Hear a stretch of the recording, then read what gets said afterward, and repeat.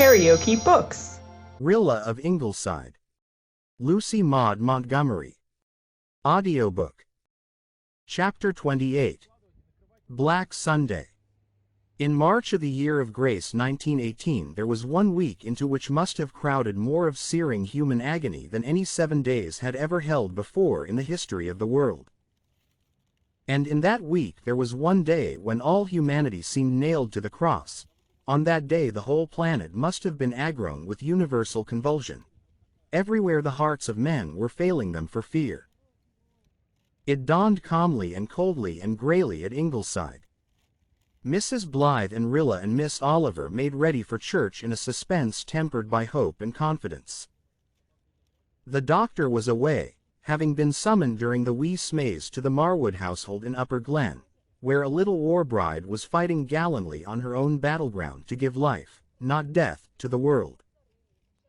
Susan announced that she meant to stay home that morning, a rare decision for Susan. "But I would rather not go to church this morning, Mrs. Drive dear," she explained. "If Whiskers on the Moon were there and I saw him looking holy and pleased, as he always looks when he thinks the Huns are winning, I fear I would lose my patience and my sense of decorum and hurl a Bible or hymn book at him, thereby disgracing myself and the sacred edifice. No, Mrs. Drive dear, I shall stay home from church till the tide turns and pray hard here. I think I might as well stay home, too, for all the good church will do me today," Miss Oliver said to Rilla, as they walked down the hard-frozen red road to the church. "I can think of nothing but the question, does the line still hold?" "Next Sunday will be Easter," said Rilla. "Will it herald death or life to our cause?" Mr. Meredith preached that morning from the text, "He that endereth to the end shall be saved," and hope and confidence rang through his inspiring sentences. Rilla, looking up at the memorial tablet on the wall above their pew, sacred to the memory of Walter Cuthbert Blythe, felt herself lifted out of her dread and filled anew with courage.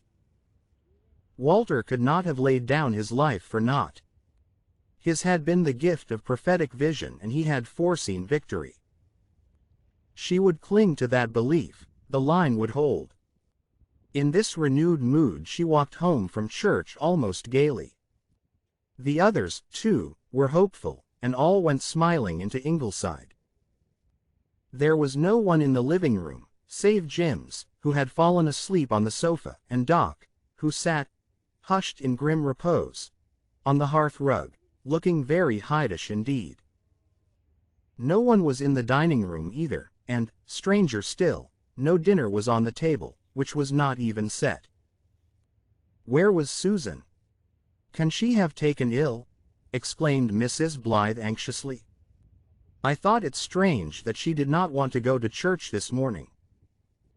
The kitchen door opened and Susan appeared on the threshold with such a ghastly face that Mrs. Blythe cried out in sudden panic. "Susan, what is it?" "The British line is broken and the German shells are falling on Paris," said Susan dully. The 3 women stared at each other, stricken. "It's not true, it's not," gasped Rilla. "The thing would be ridiculous," said Gertrude Oliver, and then she laughed horribly. "Susan, who told you this? When did the news come?" asked Mrs. Blythe. "I got it over the long-distance phone from Charlottetown half an hour ago," said Susan. "The news came to town late last night. It was Dr. Holland phoned it out and he said it was only too true. Since then I have done nothing, Mrs. Drive dear. I am very sorry dinner is not ready. It is the first time I have been so remiss. If you will be patient I will soon have something for you to eat. But I am afraid I let the potatoes burn." "Dinner? Nobody wants any dinner, Susan," said Mrs. Blythe wildly. "Oh, this thing is unbelievable, it must be a nightmare. Paris is lost. France is lost. The war is lost," gasped Rilla, amid the utter ruins of hope and confidence and belief.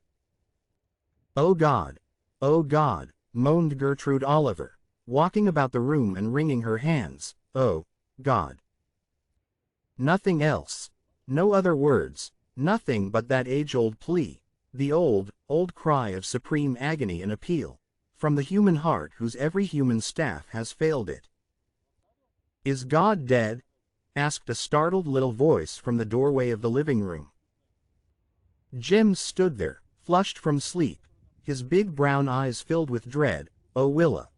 Oh, Willa, is God dead?" Miss Oliver stopped walking and exclaiming, and stared at Jim's, in whose eyes tears of fright were beginning to gather. Rilla ran to his comforting, while Susan bounded up from the chair upon which she had dropped.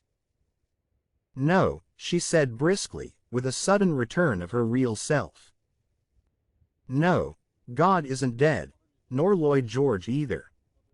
We were forgetting that, Mrs. Drive dear. Don't cry, little Kitchener. Bad as things are, they might be worse. The British line may be broken, but the British Navy is not. Let us tie to that. I will take a brace and get up a bite to eat, for strength we must have." They made a pretense of eating Susan's bite, but it was only a pretense. Nobody at Ingleside ever forgot that black afternoon. Gertrude Oliver walked the floor, they all walked the floor, except Susan, who got out her gray war sock. "Mrs. Drive dear, I must knit on Sunday at last. I have never dreamed of doing it before, for, say what might be said, I have considered it was a violation of the third commandment. But whether it is or whether it is not, I must knit today or I shall go mad." "Knit if you can, Susan," said Mrs. Blythe restlessly. "I would knit if I could, but I cannot. If we could only get fuller information," moaned Rilla. "There might be something to encourage us, if we knew all." "We know that the Germans are shelling Paris," said Miss Oliver bitterly. "In that case they must have smashed through everywhere and be at the very gates. No, we have lost. Let us face the fact as other peoples in the past have had to face it. Other nations, with right on their side, have given their best and bravest, and gone down to defeat in spite of it. Ours is but one more to baffled millions who have gone before." "I won't give up like that," cried Rilla, her pale face suddenly flushing. "I won't despair. We are not conquered. No, if Germany overruns all France, we are not conquered. I am ashamed of myself for this hour of despair. You won't see me slump again like that. I'm going to ring up town at once and ask for particulars." But town could not be got. The long-distance operator there was submerged by similar calls from every part of the distracted country. Rilla finally gave up and slipped away to Rainbow Valley. There she knelt down on the withered gray grasses in the little nook where she and Walter had had their last talk together, with her head bowed against the mossy trunk of a fallen tree. The sun had broken through the black clouds and drenched the valley with a pale golden splendor. The bells on the tree lovers twinkled elfinly and fitfully in the gusty March wind. "Oh God, give me strength," Rilla whispered. "Just strength and courage." Then like a child she clasped her hands together and said, as simply as Jim's could have done, "Please send us better news tomorrow." She knelt there a long time, and when she went back to Ingleside she was calm and resolute. The doctor had arrived home, tired but triumphant, little Douglas Haig Marwood having made a safe landing on the shores of time. Gertrude was still pacing restlessly, but Mrs. Blythe and Susan had reacted from the shock, and Susan was already planning a new line of defense for the Channel ports. "As long as we can hold them," she declared, "the situation is saved. Paris has really no military significance." "Don't," said Gertrude sharply, as if Susan had run something into her. She thought the old worn phrase, "no military significance," nothing short of ghastly mockery under the circumstances, and more terrible to endure than the voice of despair would have been. I heard up at Marwoods of the line being broken, said the doctor, but this story of the Germans shelling Paris seems to be rather incredible. Even if they broke through, they were 50 miles from Paris at the nearest point, and how could they get their artillery close enough to shell it in so short a time? Depend upon it, girls, that part of the message can't be true.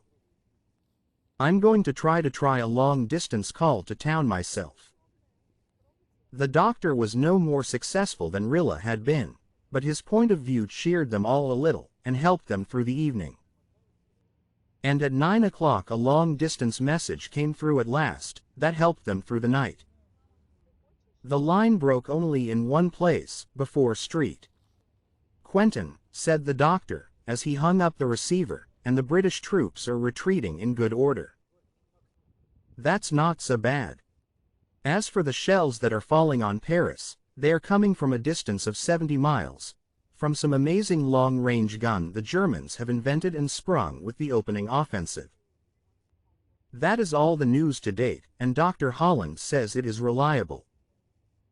It would have been dreadful news yesterday, said Gertrude, but compared to what we heard this morning it is almost like good news. But still, she added, trying to smile, I am afraid I will not sleep much tonight. There is one thing to be thankful for at any rate, Miss Oliver, dear, said Susan, and that is that Cousin Sophia did not come in today. I really could not have endured her on top of all the rest. If you liked what you heard, please subscribe to the channel.